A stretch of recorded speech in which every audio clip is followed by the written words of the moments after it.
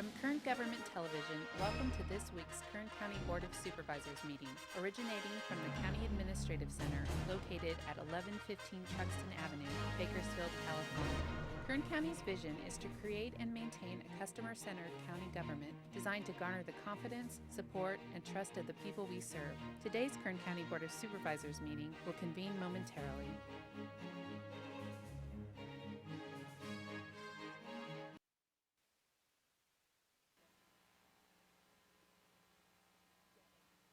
Okay, board to reconvene. Madam Clerk, please call roll. Supervisor Gleason. Here. Supervisor Scrivener. Here. Supervisor Maggard. Here. Supervisor Couch. Here. Supervisor Perez. Here. Good morning. Welcome to Tuesday, January 5th, 2016 meeting of the Board of Supervisors. We will begin today's meeting with a flag salute led by Mr. Constantine, who's volunteered graciously.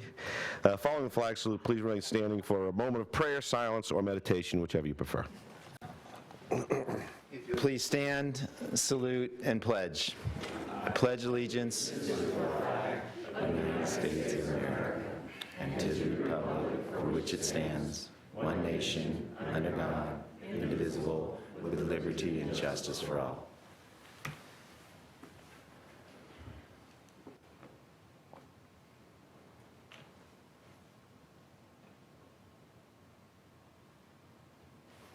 Please take your chairs. Good morning. Agendas are located at the tables in the back of the room for anyone wishing to follow along. We'll start off the consent agenda. All items listed with a CA above the item number are considered to be routine and non-controversial by county staff. Consent items will be considered first and may be approved by one motion if no member of the board or public wishes to comment or ask questions. If comments or discussion is desired by any member of the public or board member, the item will be removed from consent agenda and considered in its listed sequence. At this time, I will read the consent agenda items, and any member of the public or board member who can let me know if there's anything you'd like to have removed. So going through it, we'll start off with under resolutions, proclamations, we have item 2. Under appointments, we have 4 through 9. Under aging and adult services, 12 and 13. Agriculture and measurement standards, 14. Airports, 15. Auditor controller, 16, 17, 18, and 19. Clerk of the board has none. County council is 21 through 25.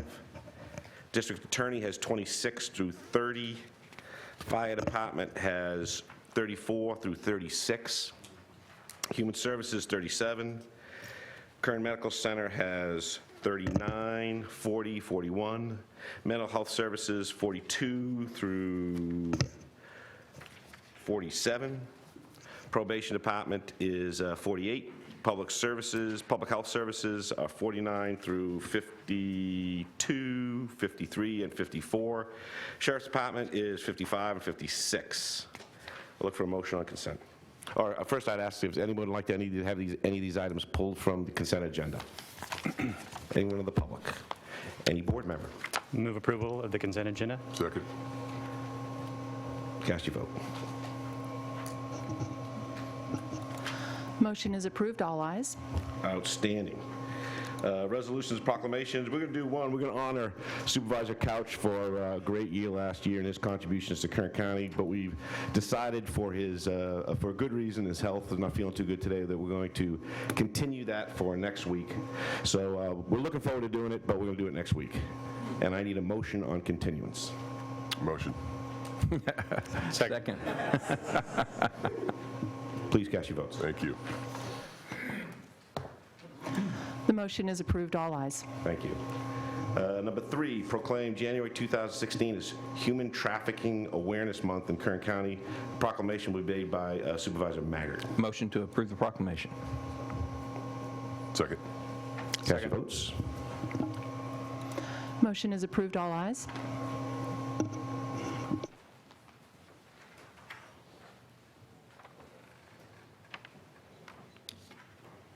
Hi, you Phil? I'm Phil. Hi. Phil, how you doing?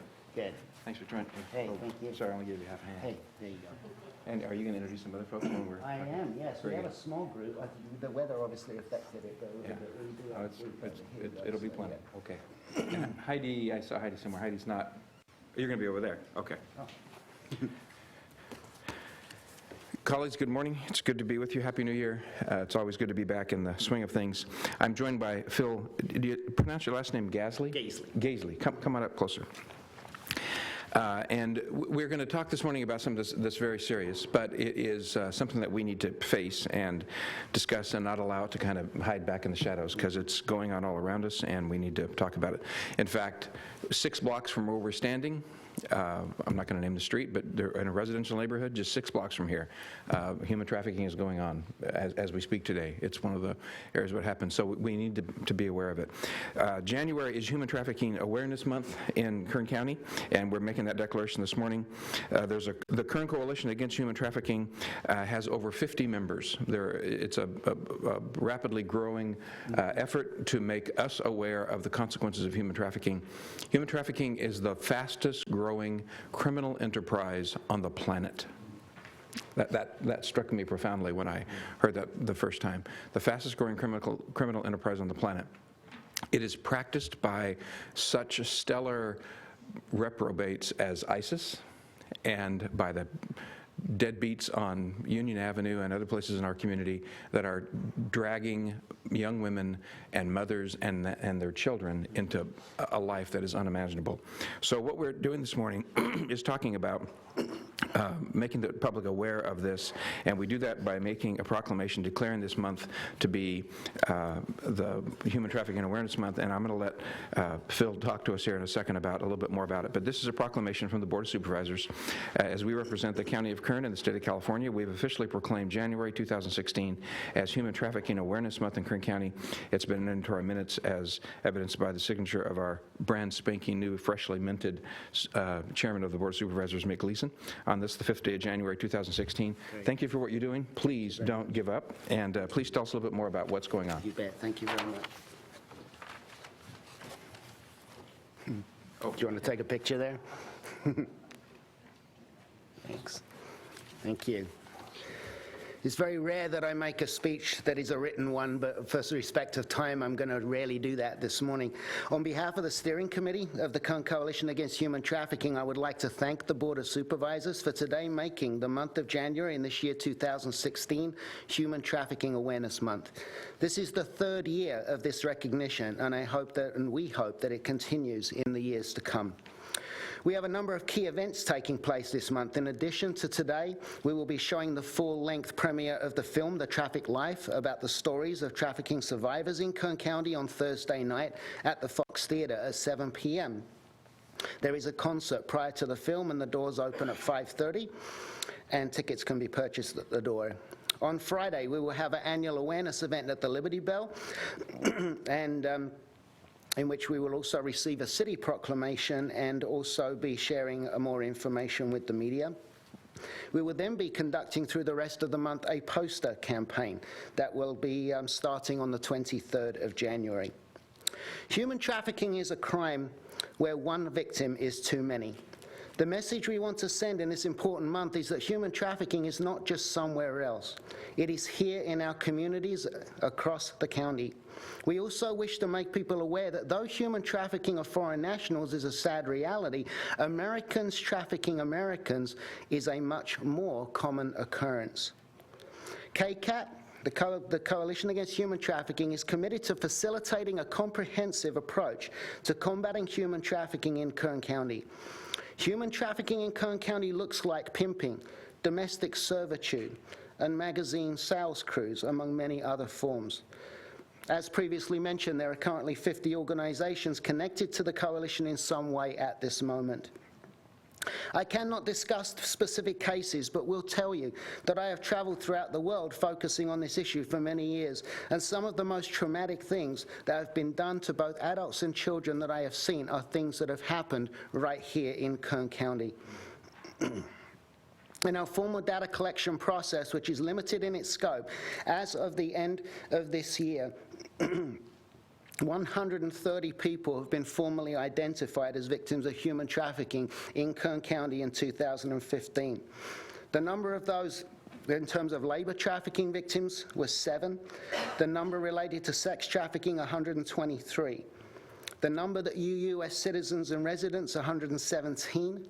The number of foreign nationals, 13. The number of minors, 44. Numbers not assisted due to not wanting to receive services and other reasons, 8. This number is significantly higher than previous years because of ongoing improvements in victim service protocols, prevention efforts, the continued goodwill of the local community, and also because of an increase in funding. Donors have included Canyon Hills Church, Bakersfield West Rotary Club, and Mill Creek Church, and the Semlo Foundation. I will be giving a keynote speech on Friday at the Liberty Bell at noon, in which I, along with my colleague Diana Cisneros, will share in more detail where improvements have been made and where we still need to see improvements to better combat human trafficking in Kern County. I am happy to take further questions within respect of time, but thank you so much for the deliverance of this proclamation, and it's very much appreciated in terms of our ongoing efforts in the county, so thank you very much. Does the board have any questions? Yeah. Thank you. Yeah. Thank you. Thank you, sir. Okay, thank you.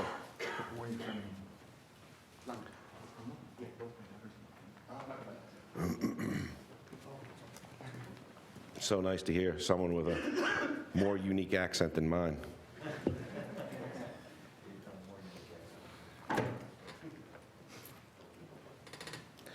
Next thing we'll tackle is public presentations. This portion of the meeting is reserved for persons to address the board on any matter that is not on this agenda but under the jurisdiction of the board. Board members may respond briefly to statements made or questions posed. They may ask a question for clarification, make a referral to staff for factual information, or request staff to come back to the board at a later meeting. Is there anyone in the public who wishes to make a presentation? Please come forward. State your name, and thanks for coming. Hi, my name is Allison Bohannon. I'm the Program Director of Women of Worth Recovery House here in Bakersfield. We've been providing treatment and helping women for over 15 years. We have a state-licensed residential treatment facility as well as 3 sober livings. I'm here today to ask for your help in an appeal process. We've yet to see how this works and have had nothing but problems with the CCP, Probation Department, and Sheriff's Department, as well as Kern County Mental Health. On November 18th, Kern County Mental Health Department revoked our sober living certifications at all 3 of our locations. Our contracted clients were abruptly removed and displaced. We were given a list of allegations and accusations by the Mental Health Department, but with no specific details or facts. On December 3rd, we filed a request for an appeal according to Chapter 6, page 23 of the Mental Health Standards. December 16th was a CCP meeting. We attended that as well.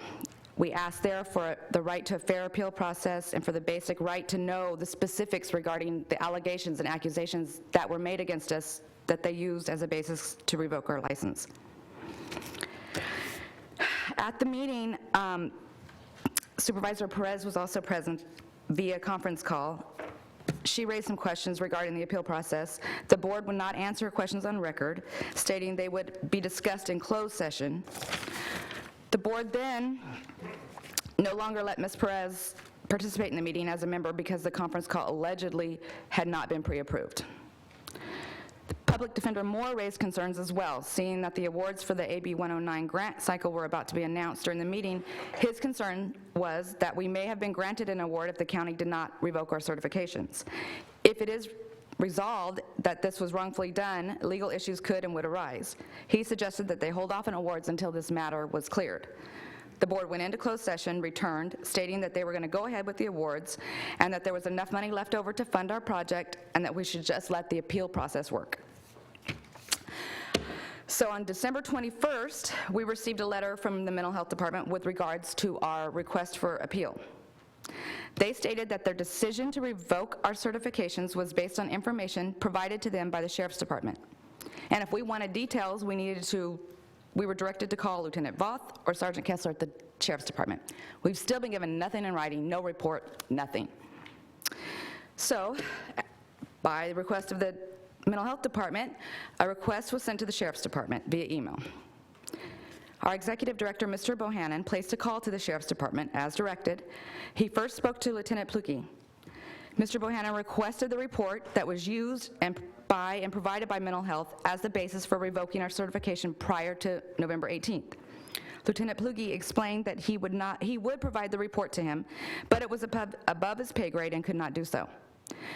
Mr. Bohannon stated that he would wait for a call back from Sergeant Kessler. Sergeant Kessler then did return his call and said that he would not be providing Mr. Bohannon with the report unless Mr. Bohannon agreed to come down there to the office and help him fill in a few blanks and clear up some questions. This report should have already been complete prior to any decision being made to revoke our certification. We failed to see how in any way it would make a difference for him to go speak to them. Our certification has already been revoked. Decision's already been made. We have provided each of you guys with a complete report of the events and the timeline and all the supporting documents and evidence. Please just help us understand how do we get an appeal? We would like to request that our appeal be heard by an independent party at this point. We don't know what to do, where to turn, anything. All we do know is that hundreds of lives were destroyed on November 18th. Insecure and unstable women were displaced, some even put out on the streets by our county. We beg of you the opportunity to appeal this, and we pray that ultimately the revocation will be overturned, our certifications reinstated, and our contracts reestablished, allowing us once again to help so many deserving women here in our community. Thank you, Ms. Bohannon. You have stuff you want to hand to? Yes, please. To distribute? Please go ahead. What we'll do is we'll take this stuff and we will bring it to staff, unless the staff has a desire to respond at the present time. Would you like to? Okay, Ms. Bohannon, if you could take a seat, please. Thank you. Thank you very much. Okay. Good morning, Bill Walker, Mental Health and Substance Use Disorders Director. The Women of Worth contract does have an appeal process. The appeal process and the letter they received on December 1st did direct them to contact Allison Burroughs, who is the substance use disorder administrator. It also gave information that was brought up about contacting law enforcement. We would be happy to meet with them to continue that appeal process through the department with that contact. And Ms. Burroughs is here today. She could actually meet with them and set up that appointment. Thank you, Mr. Walker. What I'd like to do, Ms. Bohannon, you did a good job coming here. I appreciate you stepping up like that. Standing in front of you is one of our best department heads. He's going to manage this affair and report to me and let me know how the appeal process is going, if there's any failures or cracks in our system that we need to fix. Certainly. Let's get on it, and we'll do the best we can. Thank you. Thank you very much for coming. I didn't know if you had any comments because you were part of the discussion, Supervisor Perez. Ms. Perez. Thank you.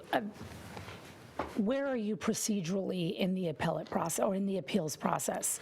The letter December 1st instructed them to contact Allison if they wanted to appeal. There's two different separate issues here. One is their contracts, which are not through the Mental Health Department for services through AB 109 funds. The other is actually their certification, which is done through the Mental Health Department. The portion that we would be working with them on is looking at the appeal of their certification. And we're waiting for them to contact us to have that appointment, and we can set that up today. Okay. So from your perspective, your department has communicated with the organization that is still in place. The letter, where was the letter sent? Do you know if this correspondence has been received? I mean, what is your perspective? I'm sorry. I know the letter through the chair has been received because that's the letter she was citing regarding the December 1st letter. That letter came from Allison Burroughs, and that gave them the instruction to contact her, as well as information regarding law enforcement if they wanted to follow up with law enforcement. Okay, so when they came to the December 16 meeting, which was after this letter, they haven't been contacted since then? I don't know. Has there been other correspondence? Okay. But you folks will speak today, Yes. correct? In the, okay, excellent. So if you guys can walk out with Mr. Walker, he's going to set up the process, and I'd appreciate an opportunity to meet with you as well in my office. So after you meet with Mr. Walker, please make an appointment in my office. Okay? Thank you. Thank you, Mr. Walker. Thank you. Mr. Chairman, may I ask a question, Mr. Walker? Please. Mr. Walker. Mr. Mr. Rocco, I'm not implying that it's related to this particular sober living facility. The first I've heard of about this from her is this morning. But I relayed to you a concern that others in our community have about some facilities not meeting the standards that we've established that they should meet. And we're approaching, I believe, the time that we might be renewing contracts as to who we will be using to provide services to people who desperately need them. So can you brief us about whether or not there are deficiencies and make sure that we're aware of that before we go into that renewal process to make sure that we are utilizing resources that are doing it in a fashion that's appropriate?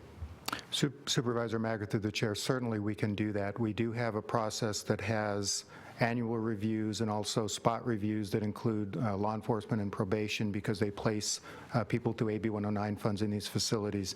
We actually have a tracking of those. They're not all done at the same time. They cycle through the year.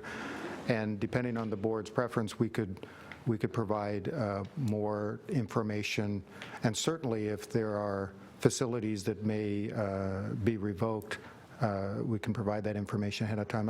I'd be interested in if there's any particular format you would like that, but we'd be happy to work with the board and through the CAO's office to provide and you that. You can talk to the chair about how he wants to have it brought to us. But, and Ms. Bohannon, I don't know you. We've never spoken before. I'm not suggesting at all that what I just said has anything to do with you. It's just that appropriate while he's here, and we're talking about sober living for us to get all this stuff worked out at once, because these people that are receiving the services desperately need it. So, okay, thank you very much.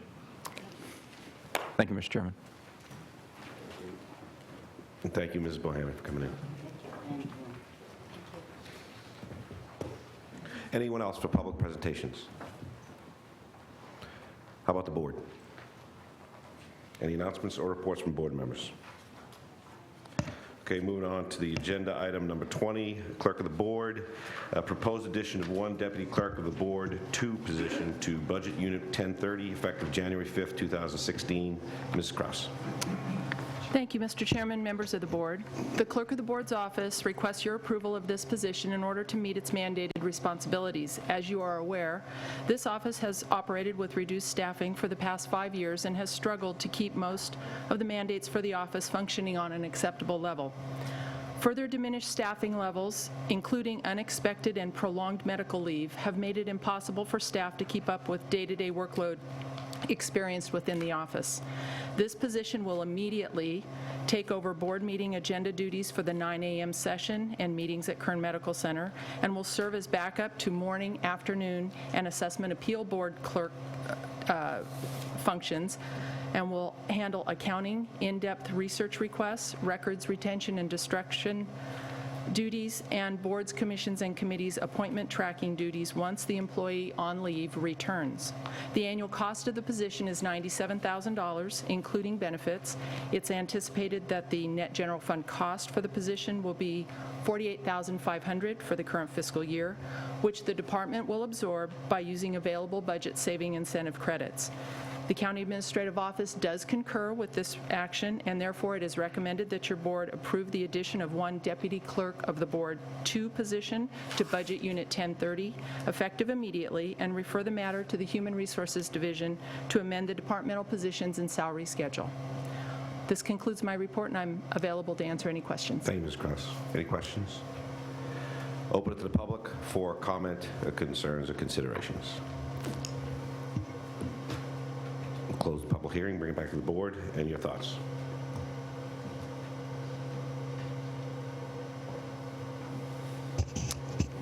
Well, Mr. Chairman, I think Ms. Krause has made her case very clearly, and I support her request, so I'd make a motion for approval.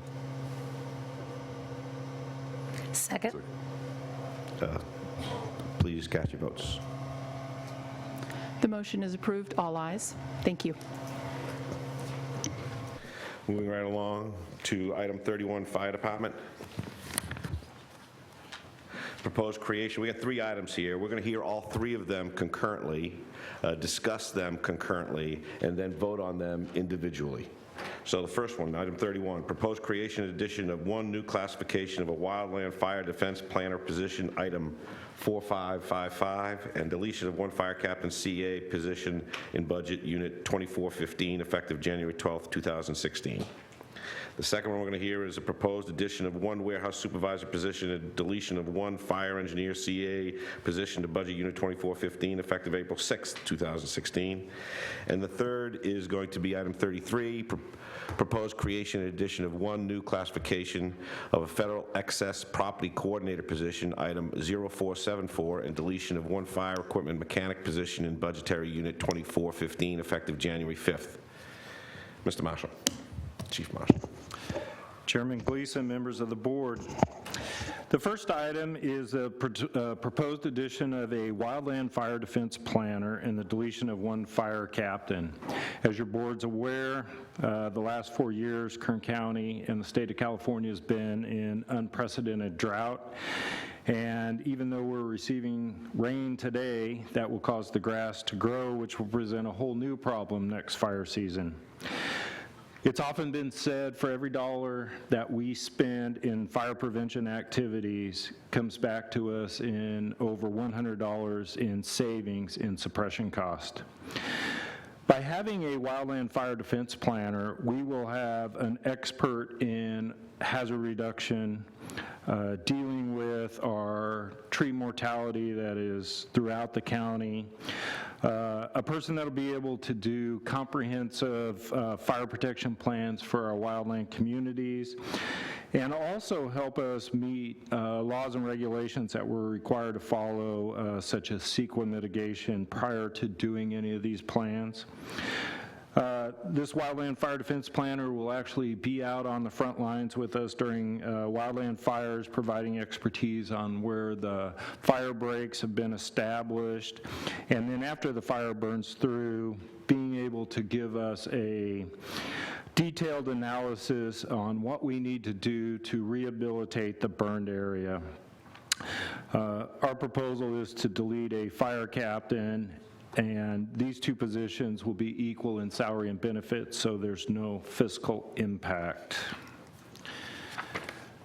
The next item is a proposed addition of one warehouse supervisor and the deletion of a fire engineer in the fire department. The Fire Department Support Services Division manages over $11 million in services and supplies for the fire department, handles everything from office supplies to fire hose, firefighters' personal protective clothing, and delivers emergency supplies to fires and other incidents. It's often been my goal to civilianize positions where possible in order to achieve salary savings, and this is especially critical right now with the fiscal emergency that the county and the fire department faces. I'm proposing to delete a fire engineer and add a civilian warehouse supervisor. And I think we will see increased transparency and accountability in our support services division.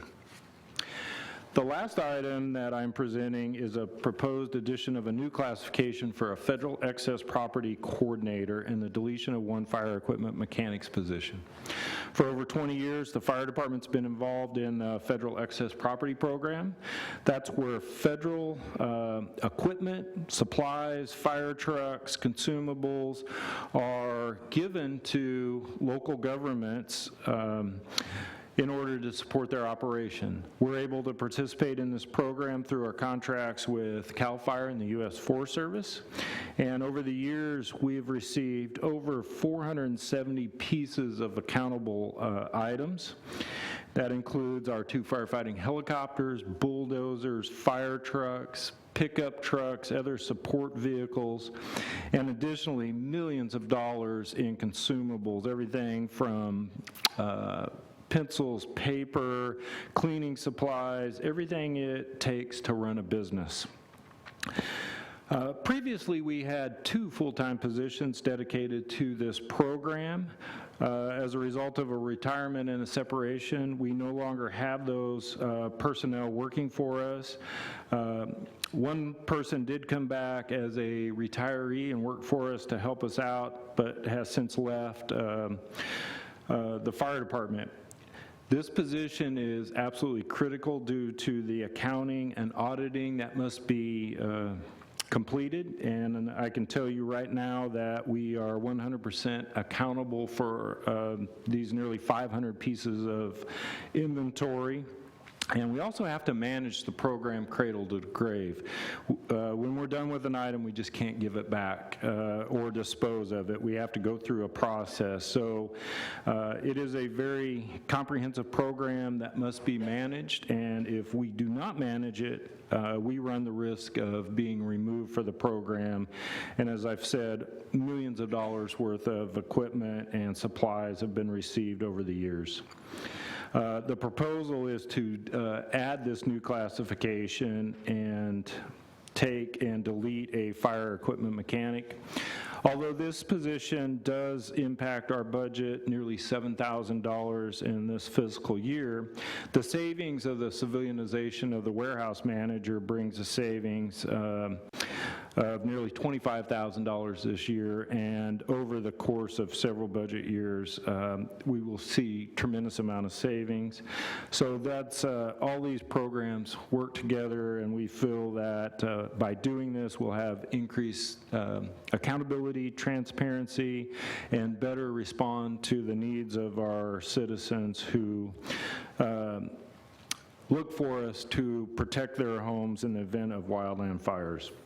That concludes my presentation. I will read the recommended actions at this time for all three positions. The first position, it is recommended that your board approve the creation and addition of one wildland fire defense planner position in Budget Unit 2415, effective January 12, 2016, at a salary range with item 4555, salary range 64.1. Item 4556A, salary range 65.1, and item 4557CA, salary range 67.5, and the deletion of one fire captain CA, effective April 6, 2016, and refer the matter to Human Resource Division for the addition of the job specification and to amend the fire department's position and salary schedule. For the second board item, it is recommended that your board approve the addition of one warehouse supervisor, item 2600, to Fire Department Budget Unit 2415, and the deletion of one fire engineer CA, item 4592, effective April 6, 2016, and refer the matter to Human Resource Division to amend the fire department's position and salary schedule. And the last item is recommended that your board approve the creation and addition of one federal excess property coordinator, item 0474 in Budget Unit 2415, effective January 5th, 2016, at a salary range 62.7, and the deletion of one fire equipment mechanic, item 5150, effective April 6th, 2016, and refer the matter to Human Resource Division for the addition of the job specification and to amend the fire department's position and salary schedule. That concludes my presentation, and I do have staff available if your board has any questions. Thank you. Thanks, Chief. We'll be calling on independent votes for each of those three items, but before we do that, we're going to open the public for a comment. Yes, ma'am.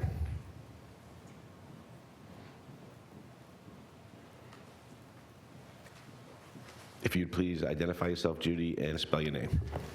Judy Hyatt, H-Y-A-T-T. I'm representing the Fire Safe Council from the Kern River Valley, and we also have a representative here from the Tehachapi Fire Safe Council. Before I forget, get involved in this, I just want to clarify something. When, I think on one of my last appearances here, I talked about apples and oranges making mush. Thank you, Mr. Berger. I did find out if you combine oranges with regular lemons, you get Meyer lemons. Not so bad. Anyway, I'm here today to address the issue before you about the forester. I think Chief Marshall touched on all the relevant points, particularly with the community wildlife protection plans. They are far out of date and need to be updated sorely, primarily because of grant opportunities that exist out there. Without these plans being current, we will not get any requests for funding granted. Another thing that was not mentioned was these grants come with a 15%, at least from the federal government, a 15% admin fee. So that will help the fire department offset costs of administering these grants. And that's really all I have to add today. I do want to say that up in the Kern River Valley, we usually greet people with the sun is shining brighter and the chocolate is a little sweeter, but today the rain is a little wetter, but the chocolate is still sweet. Thank you. Thank you, Mrs. Hyatt, and we're happy it's raining up there. Anyone else in the public? The public hearing is closed. I'll bring it back to the board for thoughts and concerns and considerations. Anybody? Mr. Maggart. Thank you, Mr. Chairman. Chief, could you, for the benefit of the public, walk us through just very briefly one more time the net savings? You have 3 plays. One is a break even, one saves a bit, and one spends a little bit, but there's a net sum that is of benefit back to us. Supervisor Maggart, through the chair, yes, there is a total savings when all 3 of these positions are put into effect. The first one, the wildland fire defense planner and the deletion of a fire captain, results in no fiscal impact to the fire department's budget. The second position, the civilianization of our support services division with the addition of a warehouse supervisor and the subsequent deletion of a fire engineer, saves over $102,000 in a fiscal year. The third position, the federal excess property coordinator, does cost the fire department's budget, but it is resulting in a savings of over $80,000 a year. So the total savings will be approximately $80,000 to the fire department's budget annually. Very good. Thank you. And I want to make one more clarification. The first position you're requesting, the forester, is a public safety position, and I'd like you to explain why that's necessary for that one. Supervisor Maggart, through the chair, yes. The Wildland Fire Defense Planner is a safety section employee. This employee will be out on the fire lines providing expertise to our firefighters, and with that expertise out there on the fire lines, working side by side with our firefighters, it necessitates it being a safety section employee. And this person will be living and working in the midst of raging wildfires all around, so it's appropriate that be a safety position. Yes, it's appropriate that it be a safety section. They will be on the front lines in full personal protective clothing right next to our firefighters. Very good. And the second 2 positions are civilian positions, is that correct? That's correct. Both of those positions are civilian employees. So would you explain to us briefly the significance of shifting away from using certified fire personnel to using civilian personnel for those purposes? Supervisor Maggart, through the chair, by civilianizing our support services division, we believe we'll see better accountability and transparency. Often our firefighters are called during the summer to be on the front lines of these major wildland fires, and that impacts our day-to-day operations in some of these divisions. And by having a civilian employee, not only the cost savings there, but we'll have an employee that, a supervisor that's there on a daily basis to manage our support services division. The last position is a deletion of a civilian fire equipment mechanic and the addition of a civilian federal excess property position. So that is an equal change. Thank you. In the absence of any other requests to speak and to move things along, I make a motion that we approve item number 31, making the approval and the appropriate references and revisions to our schedules. Second. Please cast your votes. The motion is approved, all ayes. Likewise, I'd make a motion to approve item number 32. Second? Please cast your votes. That motion is approved, all ayes. And lastly, item number 33, move approval. Second? Please cast your votes. Motion is approved, all ayes. Thank you, Chief. Appreciate you coming up.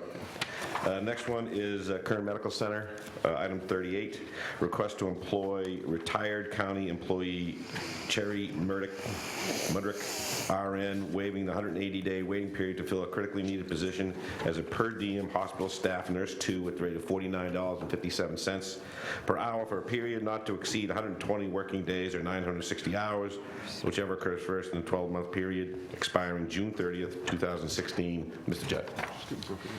Good morning, Chairman Gleason and members of the board. I'm before you today asking for permission to rehire a retired employee, Sherry Murdoch.